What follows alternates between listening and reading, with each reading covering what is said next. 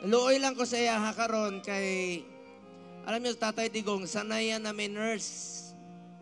Ngayon, yung nurse niya, nakauwi na kahapon. Kaya, narinig niyo yung speech niya, di ba? Nung tinanong siya, medyo nag-slur siya. Meron siyang gamot, 27 yung gamot niya na iniinom araw-araw.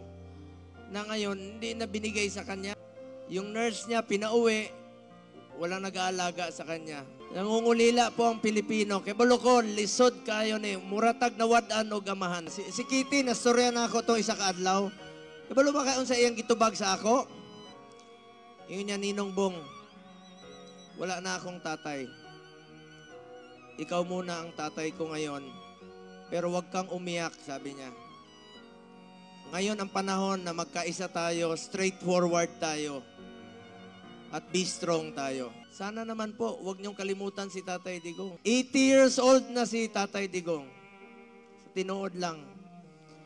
Sinabi ko nga kagabi sa Liwasang Bonifacio, hindi kayo tatakbuhan ni Tatay Digong.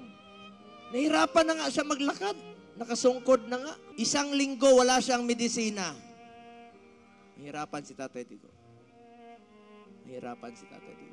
Gibuhat lang niya ang iyang trabaho para sa Pilipino. Sa lahat na nagmamahal kay Tatay Digong, salamat.